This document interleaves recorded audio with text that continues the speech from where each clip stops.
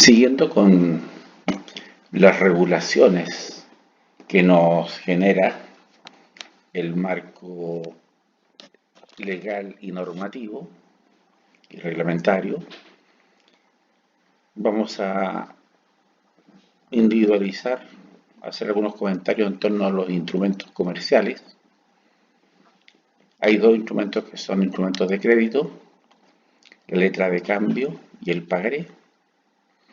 La letra de cambio la emite un girador, él es el dueño de la letra, y la acepta un deudor que se compromete a pagar este documento en una fecha futura. La letra es endosable, es decir, el girador, dueño de la letra y que la va a cobrar, puede endosarla, puede pagarle a un tercero con aquella letra, y si por X razón no se cancela, no se paga, ese tercero que la recibió podría demandar tanto al girador como al aceptante. El aceptante firma la parte frontal de la letra y el girador, en caso que la endose, la va a firmar al dorso. El pagaré también es un instrumento de crédito que se puede pactar en distintas cuotas. En este caso, el deudor pasa a llamarse suscriptor. ¿Y cuál es la gran diferencia con la letra de cambio? Que en el pagaré, si es que el deudor no paga una de las cuotas, el acreedor, el dueño del pagaré, puede cobrar toda la deuda, aunque no hayan vencido las cuotas futuras. Puede cobrarlas de inmediato. Tiene una cláusula de aceleración que se llama. Por eso que actualmente se usa en gestiones crediticias el pagaré más que la letra de cambio. El cheque, por otro lado, es un documento de pago a través del cual un particular le da una orden a un banco comercial para que le pague al legítimo portador del cheque un monto de su cuenta corriente o de su sobregiro autorizado. El que puede cobrar, si el cheque es nominativo, va a ser la persona que nomina, está ahorrado a la orden o al portador. Y si el cheque está no nominativo, está en blanco, puede cobrar el que lo presente. Como es un documento de pago, no existe ni el cheque a fecha ni el cheque en garantía. Eso en cuanto a instrumentos comerciales, aparte de todas las operaciones que se puedan hacer actualmente en forma virtual, transferencia, a veces cuando una institución le quiere pagar a terceros, le pide a un banco el servicio de que le emita vale vista, y el que va a cobrar, en vez de cobrar un cheque, va a cobrar un vale vista y lo va a retirar al mismo banco. Vamos a comentar esto respecto a las garantías comerciales, porque a través de ellas vamos a lograr conseguir las garantías contractuales, que es lo que necesitamos para operar en un contrato de construcción. Dentro de las garantías comerciales está la garantía prendaria, que es constituir una prenda sobre un bien mueble, ya sea una máquina de construcción, un camión, una camioneta, etc. Está la garantía prendaria, llamada también garantía real, que se constituye sobre un bien raíz, un terreno, una oficina, una casa. También está el aval, que surge cuando alguna persona natural o jurídica se responsabiliza por las operaciones que yo haga. Y en caso de que yo como deudor no pague, el acreedor podría ejercer acciones contra el aval. Y por último, hay que mencionarlo, hay personas que poseen tal nivel de prestigio comercial que logran algún crédito, alguna operación, sin necesidad de garantías porque su sola firma es una garantía para las instituciones financieras. Se da poco, pero existe. Bueno, las garantías contractuales que nos piden los diferentes mandantes en orden cronológico, tenemos la serie de la oferta que se entrega para presentar una licitación. Tenemos la garantía de buena ejecución que se entrega una vez que me la adjudicaron. Me van a devolver la primera, la garantía de seriedad de la oferta, y me van a solicitar una boleta para comenzar a ejecutar la obra antes de firmar el contrato, que generalmente es del orden de un 3 a un 10% el valor del contrato. Y se toma por el plazo del contrato generalmente más 30 días para efectos de hacer la recepción. A diferencia de la seriedad de la oferta, que generalmente es por un monto único, que tiende como al 1 al 0,5% y se toma generalmente por 60 días. Si me van a dar anticipo para trabajar, que es como lo lógico, lo más probable es que me soliciten boletas de garantía por el 100% del dinero que me están pasando. Y después se va a ir devolviendo ese anticipo proporcionalmente en cada estado de pago. Adicionalmente, en la construcción todo mandante generalmente me va a hacer retenciones. Esas retenciones se hacen en plata. Un 10% en cada estado de pago hasta enterar el 5% del valor del contrato. Generalmente va a ser posible canjear esas retenciones por boletas de garantía con el objeto de poder rescatar ese dinero y poder trabajar, seguir haciendo obra. Y después se van a devolver en la recepción provisoria las retenciones, ya sea en plata si es que no las canjeé, o las boletas. Por último, terminado el plazo del contrato, hecha la recepción provisoria, me van a solicitar una boleta de garantía de buen comportamiento por 12 meses o 24 meses, que generalmente también va a tender a un 3 a un 10% del valor del contrato, y una vez que se cumple ese plazo de buen comportamiento, se va a hacer la recepción definitiva y se va a terminar la relación contractual. Van a quedar solamente nuestras responsabilidades civiles que contempla la Ley General de Urbanismo y Construcción por un periodo de tiempo que está especificado en ella.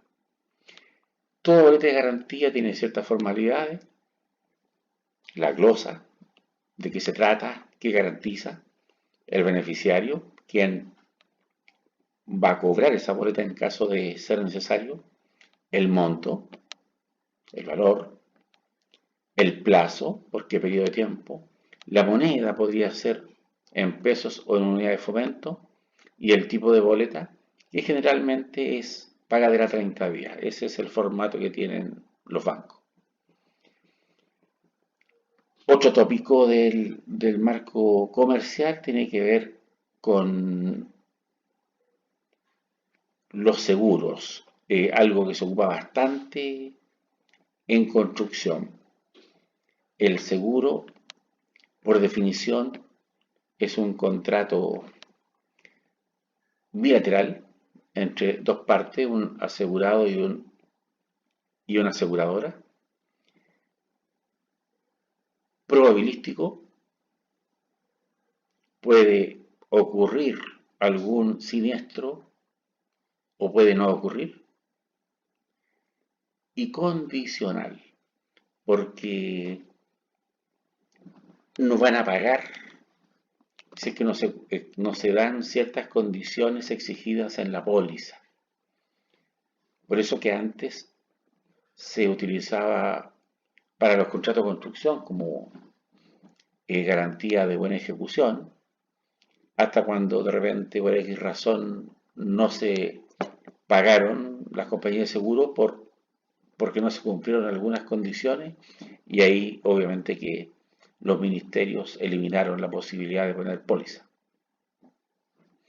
Hay dos conceptos importantes. El riesgo es la cobertura que yo contrato.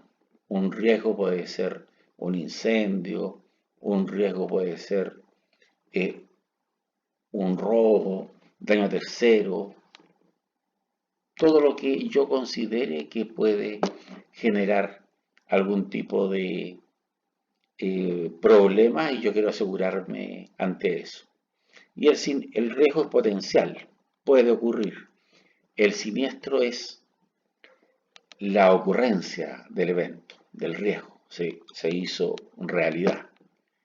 Y eso es lo que en su momento se va a informar a la compañía de seguro para que haga la liquidación pertinente y cancele en caso que estimen que corresponde.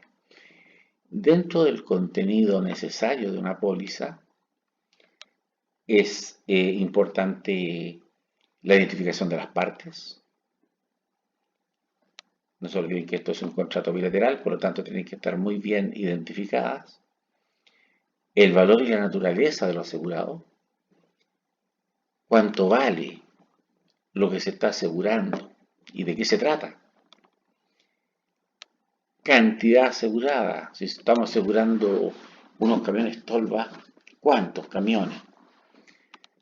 Riesgos que asume la aseguradora. Aquí está la cobertura.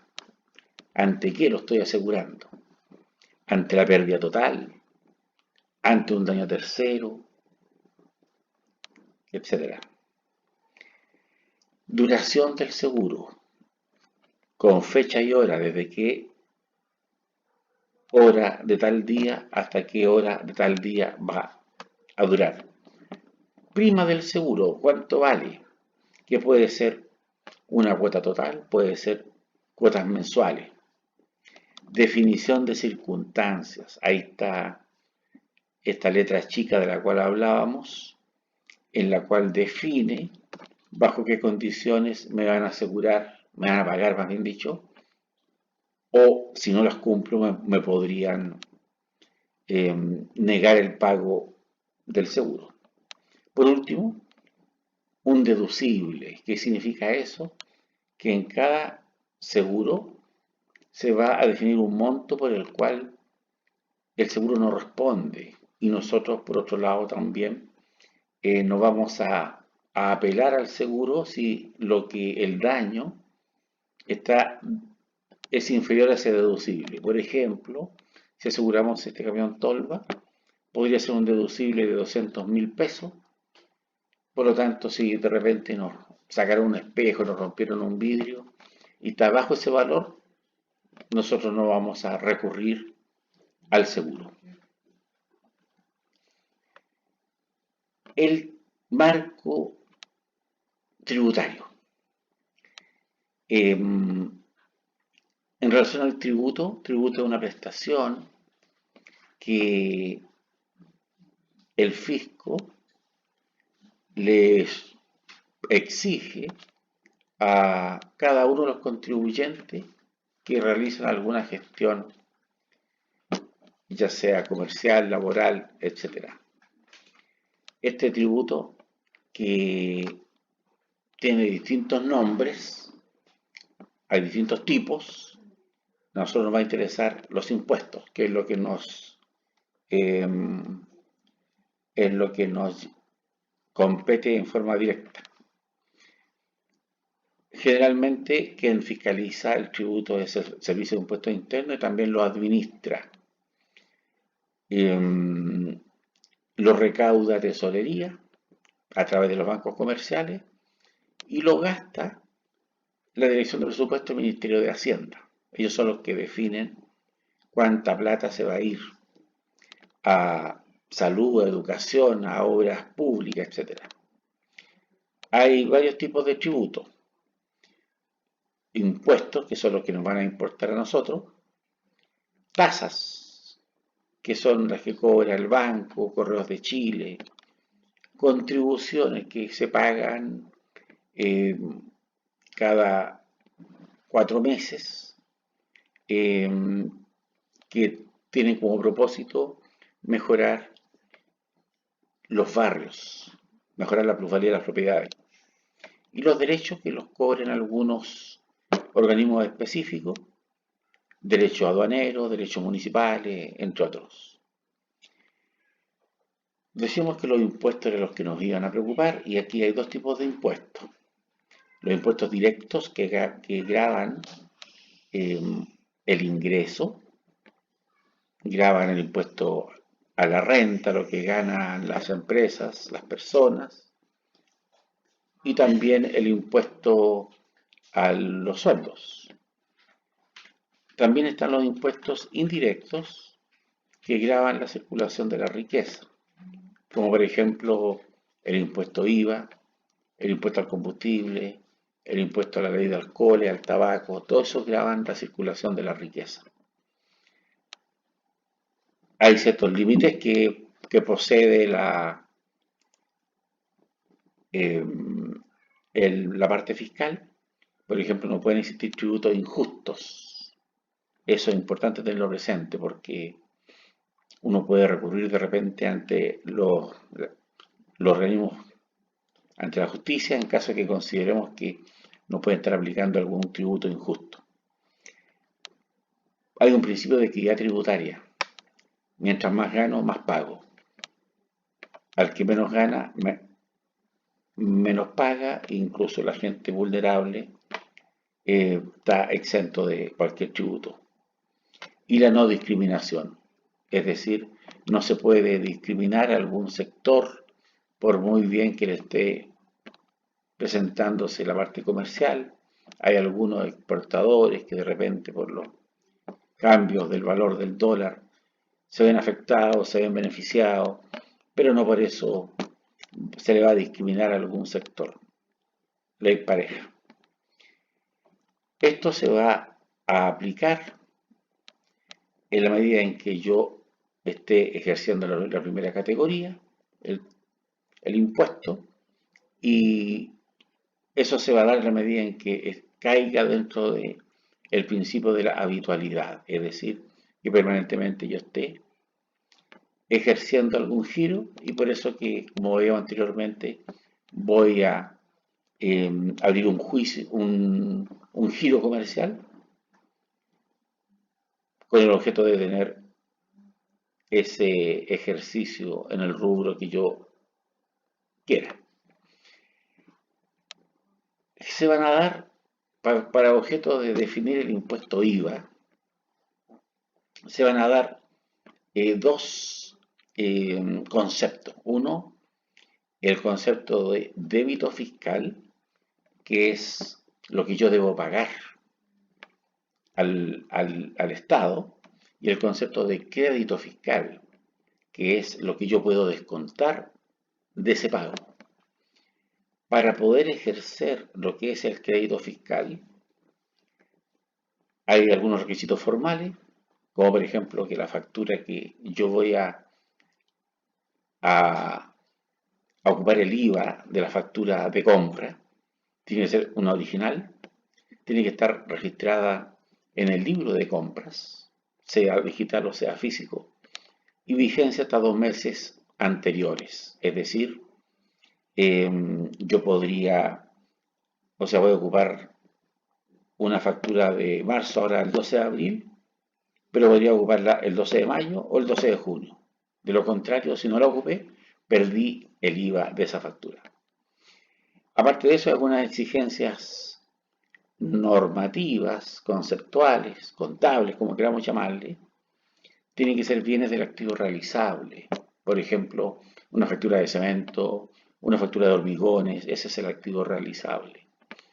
Pueden ser bienes también del activo fijo, es decir, compré una camioneta para la obra, para la empresa, compré un vibrador de inversión, un trompo betonera, esos son bienes del activo fijo. Pueden ser gastos aceptados por la ley de renta, tema complejo. Por ejemplo, necesito estudiar una licitación, viajé a Antofagasta, tuve que alojar en un hotel, tuve que arrendar un vehículo para ir a ver terreno. Bueno, todos esos gastos son gastos necesarios para hacer la renta, por lo tanto son aceptados por la ley de renta. Pero lo más probable es que me los cuestionen. Entonces necesito yo demostrar que eso efectivamente fue necesario para mi negocio. Y por último, contrato por instalación o contrato general de construcciones. Y ahí entran todas las facturas de subcontratistas que yo contrate. ¿Cómo se forma el crédito fiscal? Con todo lo que yo recibo, es decir, con todo el IVA de las compras, con el IVA por las notas de débito. ¿En qué consiste una nota de débito? En que si yo me demoro, por ejemplo, en pagar una factura, me demoro 30 días, el mandante me va a decir te voy a cobrar intereses. Pero ellos no son banco, por lo tanto no pueden estar facturando plata. Pero sí van a facturar esos intereses asociados a la factura original, a la operación comercial que se hizo. Eso es la nota de débito. Podría darse otra situación en la cual me hagan un descuento. Me han ofrecido un descuento, me facturaron con el valor original, lo reclamé y me dicen ya te vamos a hacer una nota de crédito. Y me hacen un documento con el valor masiva, por lo tanto eso yo lo descuento. Por eso que se resta, porque no va a ser algo que yo estoy pagando, sino que algo que estoy descontando.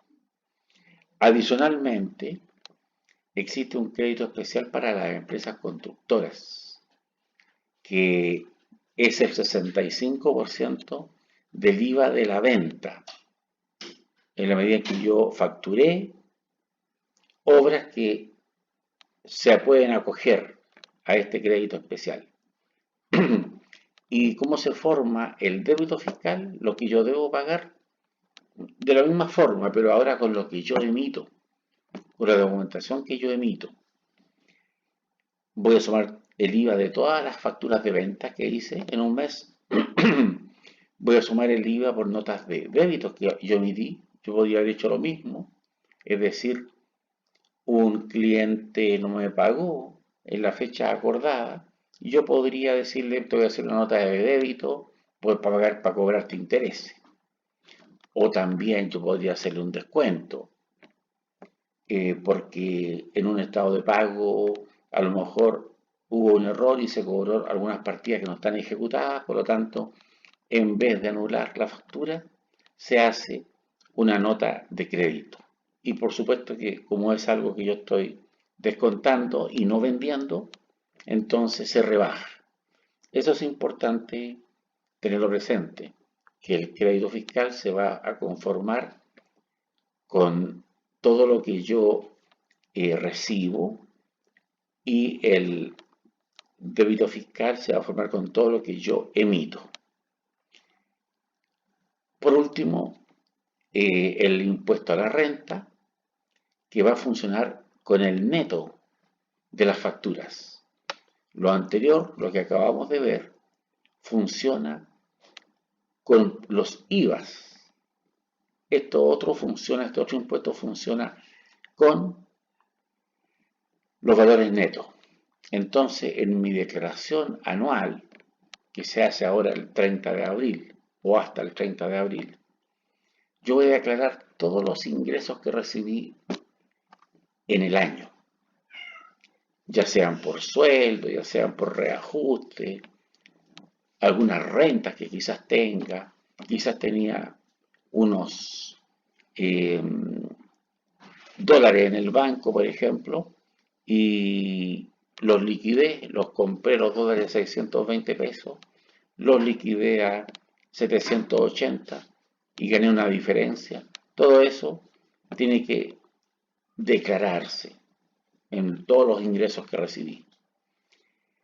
A esos ingresos le descuento todos aquellos que no son renta.